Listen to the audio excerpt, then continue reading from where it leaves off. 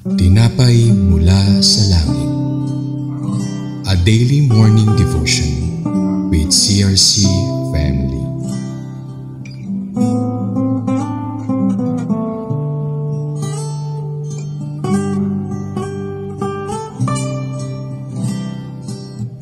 Isang mapagpalang araw mga kapatid. Ako po si Sister Bing Coro ng CRC Batangas Daughter Church. Samahan niyo po ako dito sa ating programang Tinapay mula sa Langit, ang araw-araw na debosyon sa salita ng Diyos. Tayo po'y manalangin. Aming dakilang Diyos at mapagmahal na Ama, lumalapit po kami sa iyong banal na presensya na may pusong punong-puno ng pasasalamat at papuri. Salamat po sa panibagong araw na ipinagkaloob mo sa amin at salamat po sa pagkakataon na ito na makapagbulay kami ng iyong salita. Dalangin po namin na samahan kami ng banal na Espiritu upang lubos naming maunawaan ang mensahe mo. Ikaw lamang po ang maitaas at madakila sa aming mga buhay. Salamat po Panginoon. Ito po ang aming dalangin sa pangalan ng iyong anak na si Jesus. Amen.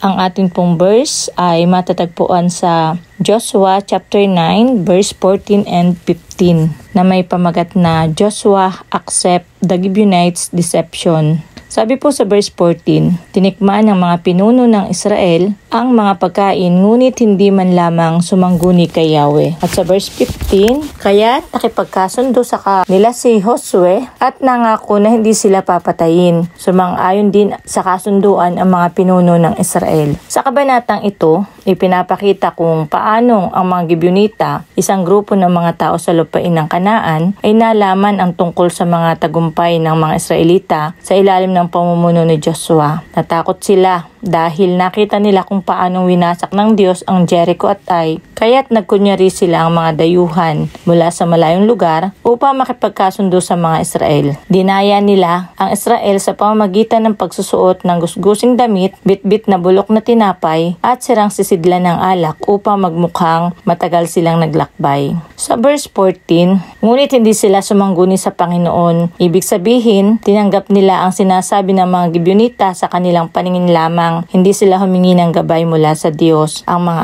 aral na itinuturo dito sa atin, una, ang kahalagahan ng pagsangguni sa Diyos bago magdesisyon. Isa sa pinakamalinaw na aral mula sa mga talatang ito ay ang pagkakamali ng Israel sa hindi paghingi ng payo sa Diyos. Kahit gaano kaganda o kaayos tingnan ng isang sitwasyon, maaari pa rin ito maglaman ng panlilinlang. Hindi lahat ng tila mabuti ay talagang mabuti. At sa kasong ito, nadaya sila ng mga Gibeonita dahil umasa sila sa kanilang sariling pangunawa at hindi sa Diyos. Sa ating panahon ngayon, napakaraming desisyon ang ginagawa natin araw-araw sa trabaho, sa relasyon, sa negosyo o kahit sa ating spiritual na buhay. Madalas tayong nadadala ng ating emosyon o nakikita natin ang panlabas na anyo lamang. Pero tulad ni Joshua, maaari tayong magkamali kapag hindi natin isinama ang Diyos sa ating mga plano. Pangalawa, ang kabutihan at katapatan sa kabila ng pagkakamali. Bagamat nadaya si Joshua, hindi niya binawi ang kasunduan. Nanindigan siya sa kapayapaang ipinangako niya sa Gibeonita. Nangako na siya at kahit malinaw na siya ay nadaya, pinanindigan niya ito upang hindi madungisan ang pangalan ng Diyos sa harap ng mga tao. Madaling bawiin ang mga salita natin. Maraming tao ang hindi marunong tumupad sa pangako, pero bilang mga Kristiyano, tinatawag tayo na maging tapat sa salita natin. Sabi sa Mateo 5 verse 37, sabihin mo na lang na oo kung oo, hindi kung hindi, sapagkat ang anumang sumpang idaragdag dito ay buhat sa masama. Ipinapakita rin ang kwentong ito na kahit tayo nagkamali, maaaring gamitin pa rin ng Diyos ang pagkakamaling iyon para sa mas mabuting layunin basta patuloy tayong sumunod sa Kanya. Pangatlo, sa pamumuno at desisyon ng mga namumuno. Marami ang nasusuklam sa mga namumuno na nagpapasya ng walang panalangin o paghingi ng gabay mula sa Diyos. Tulad ni Joshua, mahalagang tandaan ng mga pinuno sa simbahan man o sa lipunan na ang tunay na karunungan ay nagmumula sa Diyos. Ang bawat desisyon ay may malaking epekto sa buong komunidad. Pang-apat, yung sa relasyon at pakikitungo sa tao. Sa mundo ng social media, maraming tao ang nagpapanggap, tila mabait, tila mapagmahal, tila totoo, ngunit hindi pala. Kailangan natin ng disiplina, ng pagdarasal at discernment upang hindi tayo malinlang. Laging tanungin ang Diyos, ito po ba ang kalooban ninyo? At sa buhay espiritual,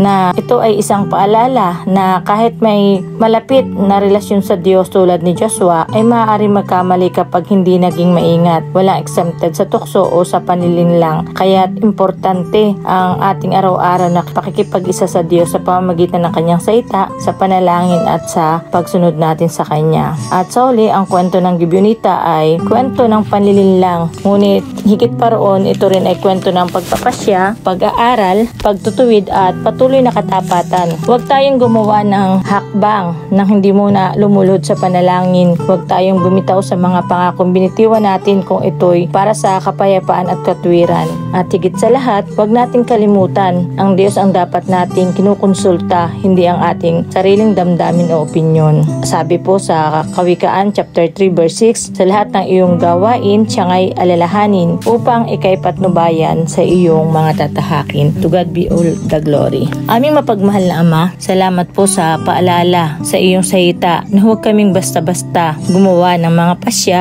ayon lamang sa aming nakikita o aming naiisip. Paalala po ito na sa bawat hakbang ng aming buhay, dapat naming hanapin ang iyong kalooban at dumulog kami sa iyo sa pamamagitan ng aming panalangin. Patawarin mo po kami sa mga pagkakataong kumikilos kami nang hindi muna humihingi ng gabay sa iyo. Tulungan mo po kaming magkaroon ng pusong naghahanap at nagnanais na sundin ka namin sa lahat ng bagay. Turuan niyo po kami magpakumbaba at hindi magtiwala sa aming sariling kakayahan at karunungan, kundi sa iyong walang hanggang biyaya at kaalaman. Dalangin po namin na ang aming mga desisyon at gagawin ay naaayon lamang sa iyong kalooban at nawa ang mga aral na aming natutunan ay manatili sa aming puso at isipan at ikaw lamang ang maitaas at maluwalhati sa aming buhay. Salamat po Panginoon, sa iyo po namin ibinibigay ang pinakamataas na parangal, papuri at pasasalamat sa pangalan ni Jesus. Amen. Maraming salamat po sa inyong pakikinig at pakikibahagi dito sa aming programang Tinapay Mula sa Langit, ang araw-araw na debosyon sa salita ng Diyos. Muli po, samahan niyo kami bukas sa ganitong oras at malaya po ninyong ibahagi ang video na ito upang marami pa pong makarinig at mapagpala ng salita ng Diyos. To God be all the glory.